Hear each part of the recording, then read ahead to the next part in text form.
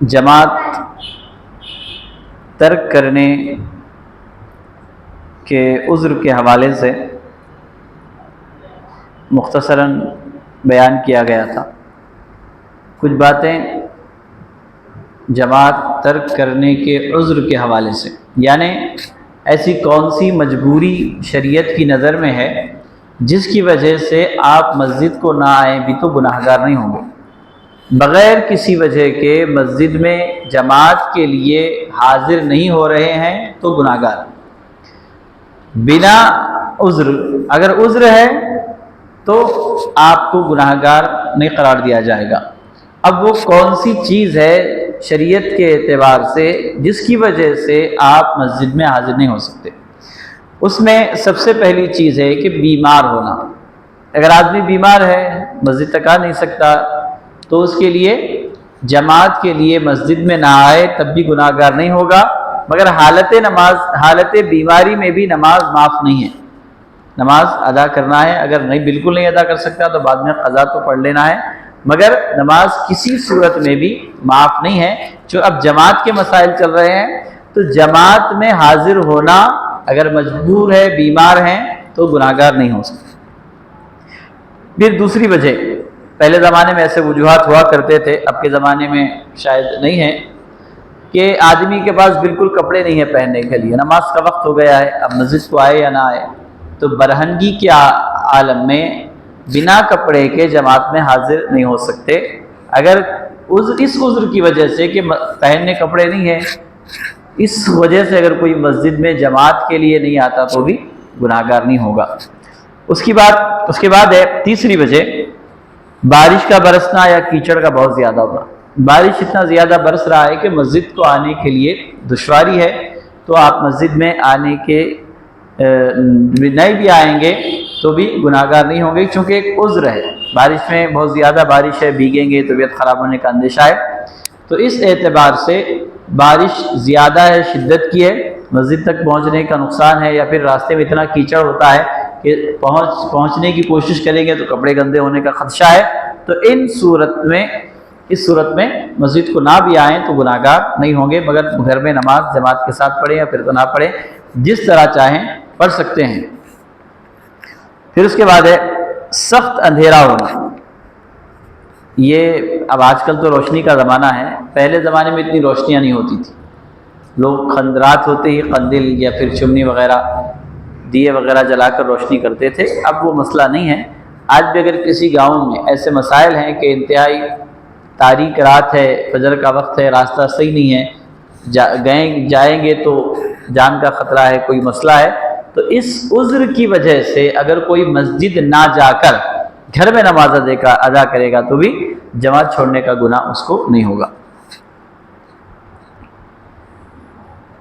یا پھر مسجد جانے کے لیے جان کا خطرہ ہے، یعنی مسجد کے پاس کوئی نقصان دینے والا جانور، شیر وغیرہ ہے، یا پھر قرض دار اتنے زیادہ ہیں کہ جائیں گے تو خرچہ پوچھنے کا خدشہ ہے، اگر جائیں گے تو نماز میں ایک سوئی نہیں رہتی، ویسے جائیں گے تو ایک سوئی نہیں رہتی، بے عزتی کا خدشہ ہے، تو ان صورتوں میں، اور قرض دار مسجد کے پاس ہیں اور ہمارے پاس دینے کے لیے پیسے بھی نہیں ہیں، تو اس صورت میں پیسے رکھ کے چپ نہیں دے رہے تو یہ گناہ گار ہے۔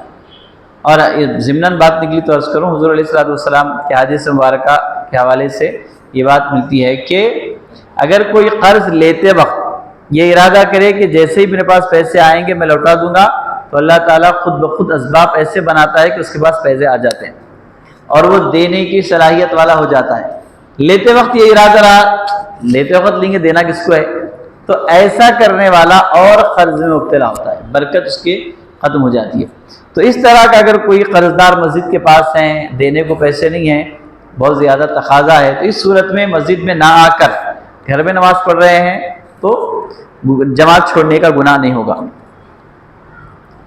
یا پھر کسی مریض کی تیمارداری میں مصروف ہے، کوئی قریبی رشتہ دار تھے یا پھر کوئی قریبی دوست وغیرہ ہاسپٹل میں ہیں، اس کے پاس کوئی بھی نہیں ہے، تو نماز کا بھی وقت ہو گیا، مسجد کو جانا یا پھر وہاں رہنا، تو شریعت یہ ہوتی کہ آپ ہم اس بیمار کے پاس رہیں۔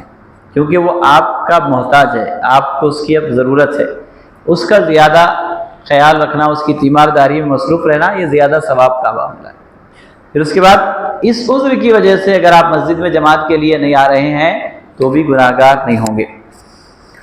اسی طرح کھانا تیار ہے اور بھوک کا اس قدر غلبہ ہے کہ نماز میں دل نہیں لگنے کا خوف ہے، یعنی شدت کی بھوک لگی ہوئی ہے، کھانا بھی تیار ہے اور جماعت کا بھی وقت ہے، تو اب کیا کریں گے؟ تو پہلے کھانا کھا لیں گے۔ بہت سارے صحابہ کرام سے یہ بات منقول ہے کہ جماعت ہوتی رہتی تھی، جب شدت کا غلبہ ہوتا تو پہلے کھانا کھاتے تھے۔ اب یہ عذر دیکھیے پورے مقتدیوں سے بھی تعلق رکھنے والا ہے، امام صاحب سے بھی تعلق رکھنے والا ہے۔ اب مقتدی نہیں آئے تو کوئی مسئلہ نہیں، امام صاحب نہیں آئے تو پورے مقتدی اعتراض شروع کر دیتے، جبکہ شریعت یہ اجازت دے رہی ہے کہ آپ شدت کی بھوک لگی ہے، سامنے کھانا ہے، جماعت کا بھی وقت ہوا، تو پہلے آپ کیوں؟ اگر اس صورت میں مسجد کو آئیں گے تو نماز میں دل نہیں لگتا آپ کا، نماز میں ایک سوئی نہیں رہتی، تو نماز کو خشوع اور خضوع سے ادا کرنا ہے، تو یہ عذر کس کے ساتھ بھی ہو سکتا ہے۔ تو یہ عذر کو سمجھیں کہ یہ انسانوں کے ساتھ، مسلمانوں کے ساتھ لگے ہوئی چیزیں، تو یہ عذر اگر ہے تو پہلے کھانا کھائیں گے، بھوک زیادہ ہے تو پہلے کھانا کھا لیں گے، پھر اس کے بعد نماز کے لیے آئیں گے۔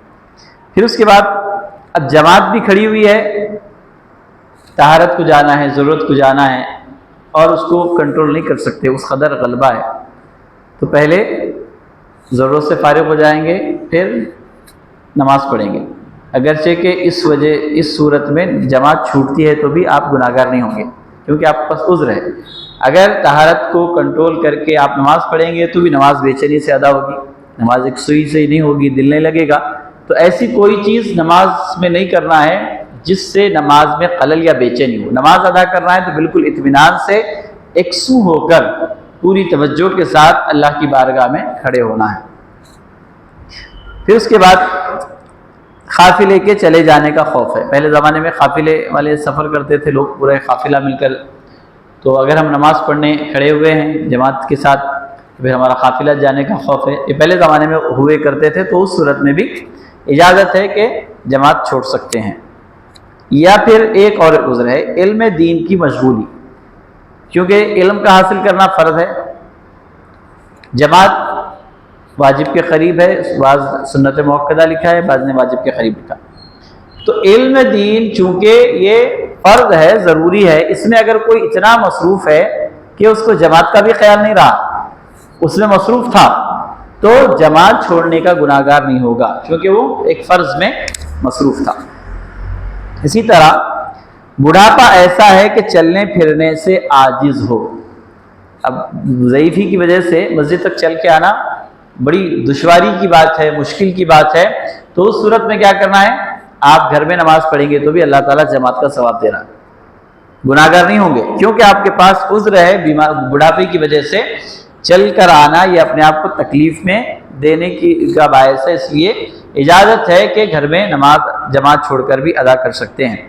اسی طرح نابینا شخص ہے جس کی آنکھ نہیں ہے تو اس پر بھی جماعت واجب نہیں ہے، ضروری نہیں ہے، وہ گھر پہ بھی نماز پڑھ سکتا ہے، جماعت کو چھوڑ سکتا ہے۔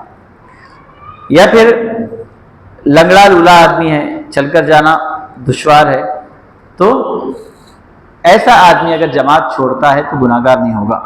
یہ حضرات اگر آ کر پڑھیں، جیسے کہ اندھا ہے، اگر کوئی اس کا راستہ بتانے والا کوئی ہے، مسجد تک لانے والا کوئی ہے، تو اگر پڑھے گا تو ثواب تو ہوگا، اگر چھوڑ بھی دے ایسا آدمی تو چونکہ اس کے پاس عذر ہے اس لیے گناہ گار نہیں ہوگا۔ ان جو عذر بیان کیے گئے، ان تمام عذرات کی بنا پر اگر جماعت ترک ہو تو گناہ گار نہیں ہوگا، اس کے علاوہ بغیر وجہ کے اگر جماعت چھوڑ رہا ہے تو گناہ گار ہوگا۔ یہ سارے عذر شریعت کی رخصت ہے کہ ان میں سے اگر کوئی ایک چیز بھی پائی جا رہی ہے اور اس کی وجہ سے جماعت میں نہیں آ رہے ہیں تو جماعت چھوڑنے کا گناہ نہیں ہوگا۔ بغیر کسی وجہ کے چپ بیٹھے ہوئے ہیں کٹوں پر، موبائل دیکھ لیتے، جماعت کا اذان کا وقت ہو گیا، جماعت کا وقت ہو گیا، چپ گھنٹوں ٹائم پاس کر رہے ہیں، مسجد میں حاضر نہیں ہو رہے جماعت چھوڑنے کے، گناہگار ہو جائیں گے۔ اس کی وعیدیں پچھلے درس میں گزر گئی ہے، کتنی سخت وعیدیں جماعت چھوڑنے والوں کے بارے میں بیان کی گئی۔ پھر اس کے بعد اب یہ تو جماعت چھوڑنے کے عذر جو تھے، مجبوریاں جو تھی، اس کا بیان کیا گیا۔ پھر اس کے بعد ہے امامت کے صحیح ہونے کی شرطیں۔ اب جب ہم جماعت سے نماز پڑھیں گے تو امام کا ہونا ضروری ہے۔ تو اب امام کس کو بنایا جائے؟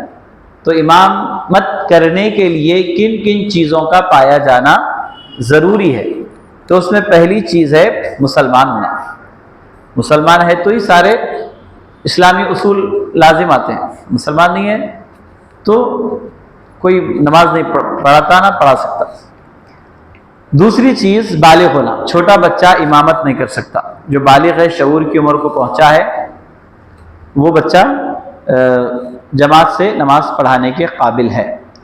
تیسری چیز عاقل ہونا، عقل والا ہونا، دیوانہ ہے تو اس کے پیچھے نماز نہیں پڑھیں گے، نہ وہ امامت کرنے کا اہل ہے۔ اسی طرح مرد ہونا جماعت کے لیے شرط ہے، عورت اگر آگے ہے پیچھے مرد نماز پڑھ رہے ہیں تو نماز نہیں ہوگی۔ نماز جماعت سے صحیح ہونے کے لیے یہ شرط ہے کہ نماز پڑھانے والا آدمی ہونا چاہیے۔ اسی طرح یہ تمام عذر جو بیان کیے گئے ان سارے عذروں سے پاک ہونا، جیسے کہ کسی کا اس کے علاوہ بھی 2-3 عذر اور بیان کیے گئے کہ عذروں سے پاک ہونا، جیسا کہ توتلا پن ہے، تلفظ صحیح نہیں ہے قرآن کا، بات بھی توتلا پن سے کرتا اور نماز پڑھانے والے اس سے بہتر موجود ہیں، تو اس صورت میں جو صحیح تلفظ سے نماز پڑھاتے ہیں، صحیح پروننسیشن سے نماز پڑھا سکتے ہیں، قرآن کو صحیح ادا کر سکتے ہیں، قرآن کے حروف و الفاظ کو، تو ویسے لوگ نماز پڑھنے کے لیے آگے بڑھیں گے۔ وہ بھی ہے مگر ایسی بیماری ہے کہ بار بار پیشاب آتا یا پیشاب کے خطرے گرتے رہتے، ایسا آدمی بھی نماز امامت نہیں کر سکتا، وہ کھلا کہہ دے کہ میں امامت نہیں کر سکتا، کوئی دوسرا امام ہے تو آگے بڑھے، تو یہ عذر ہے، اس کی وجہ سے امامت صحیح نہیں ہوتی۔ اور ایک چیز نماز کے شروط جو پہلے بیان کیے گئے، طہارت وغیرہ ساری چیزیں ہونا، یہ امامت کے صحیح ہونے کے لیے ضروری ہے، یہ بنیادی چیزیں۔ پھر اس کے بعد اب مقتدیوں کے لیے کیا کیا چیزیں ضروری ہے؟ مقتدی جو امام صاحب کے پیچھے نماز پڑھ رہے ہیں تو ان کے لیے کیا کیا چیزیں شرط ہیں، ضروری ہے۔ شرط کا مطلب کیا؟ اس کے بغیر نماز نہیں ہوتی، لازم چیز جو ہوتی ہے کہ اس کے بغیر نماز نہیں ہوتی۔ سب سے پہلی چیز مقتدی کو نماز کی نیت کے ساتھ اقتداء کی بھی نیت کرنا، یعنی دل میں یہ ارادہ کرنا کہ میں اس امام کے پیچھے نماز پڑھ رہا ہوں۔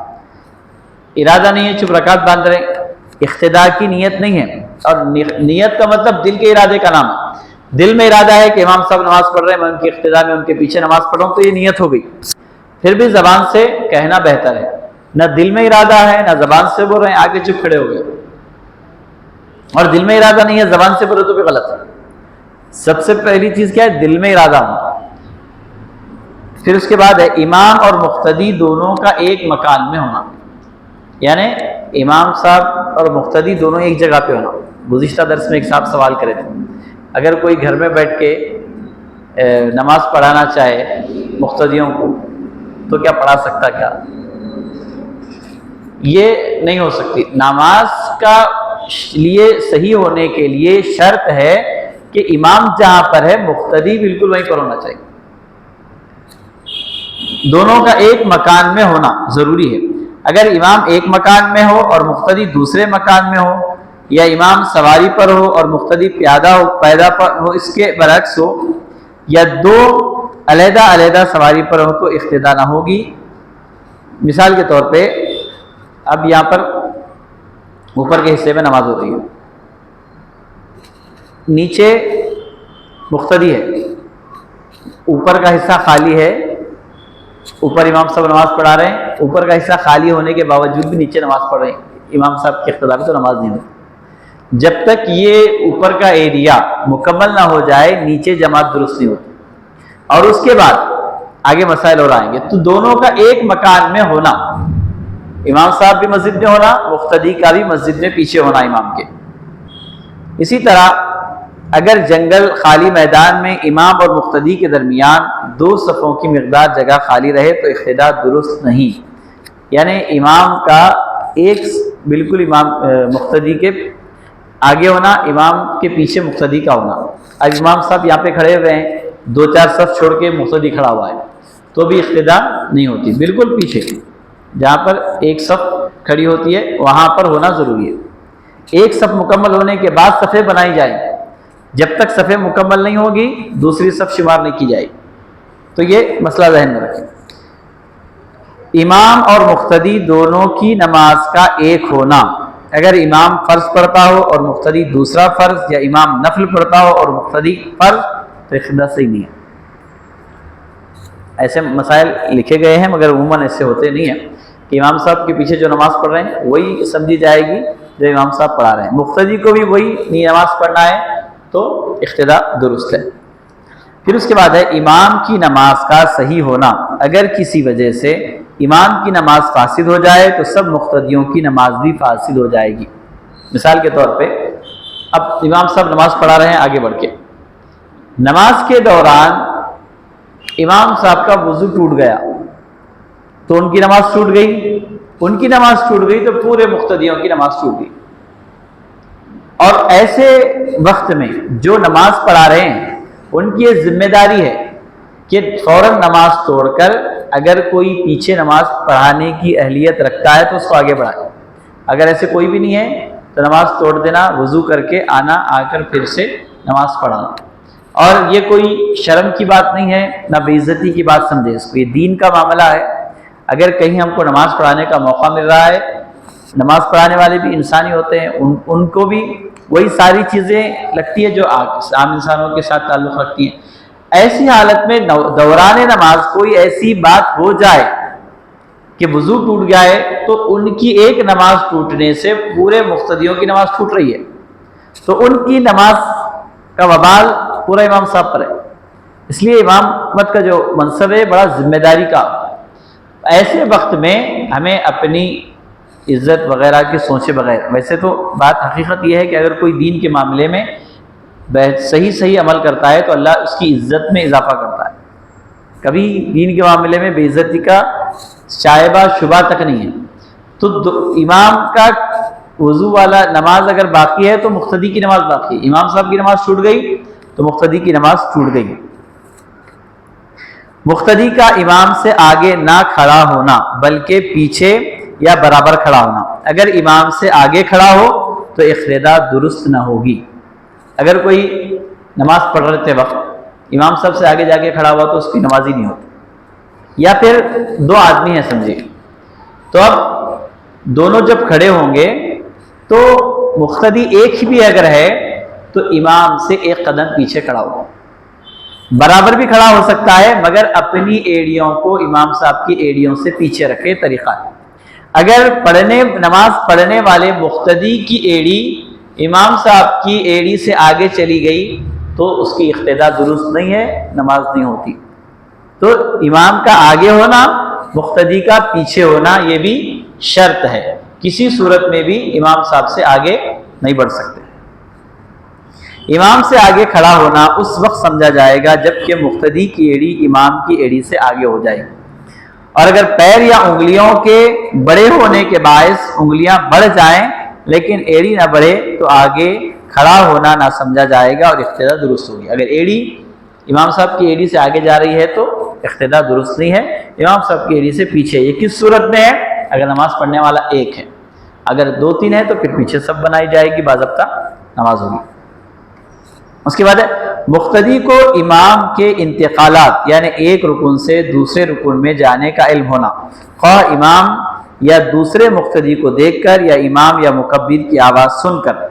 اگر امام کے انتقالات کا علم نہ ہو، خواہ کسی چیز کے حائل ہونے یا کسی اور وجہ سے، تو اقتداء صحیح نہیں ہے۔ مثال کے طور پہ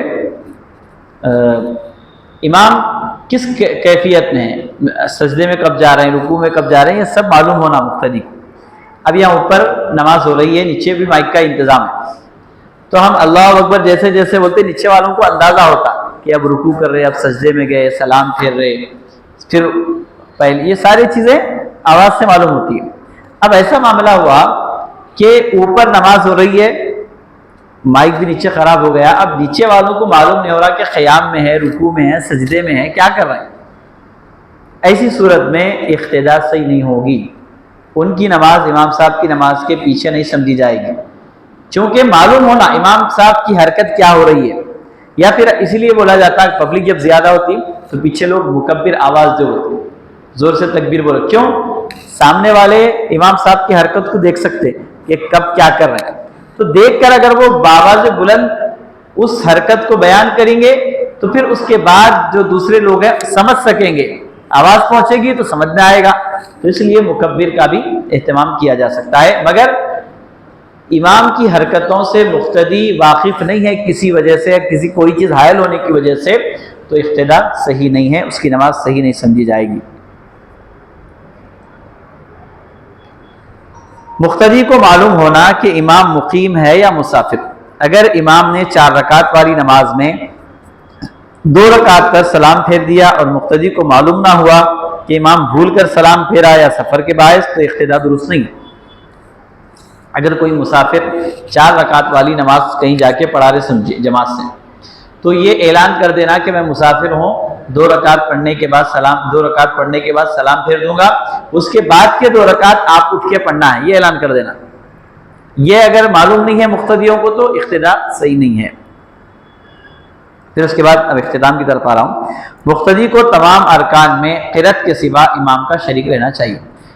इमाम रुकू में जा रहे हैं, रुकू में जाना, सजदे में जा रहे हैं, सजदे में जा रहा, उठ रहे, जिस तरह वो कर रहे हैं उनकी पूरी इत्तिबा करना, सिवाय कुरान मजीद के। कुरान मजीद इमाम साहब के पीछे नहीं पढ़ना है, बाकी इमाम साहब जो बोल रहे हैं, अल्लाह अकबर बोले तो अल्लाह अकबर बोला, तैयार पढ़ रहे हैं पढ़ना, औज़ुबिल्लाह बिस्मिल्लाह सना वगैरह सब पढ़ना है। सिर्फ कुरान मजीद सूरह फातिहा ज़म्म सूरह वगैरह ये नहीं पढ़ना है, बाकी की सब चीज़ों में इमाम साहब की पैरवी करना है, यानी हर रुकन को इमाम के साथ अदा करना। अगर किसी रुकन को बिल्कुल छोड़ दे या इमाम से पहले अदा करे तो इख्तिदा सही नहीं होगी। इमाम साहब सजदे में जाने से पहले सजदे में जा रहे हैं, सजदे में उठने से पहले सजदे उठ जा रहे हैं, तो आपको जमात का सवाब नहीं मिला, क्योंकि इख्तिदा सही नहीं है आपकी।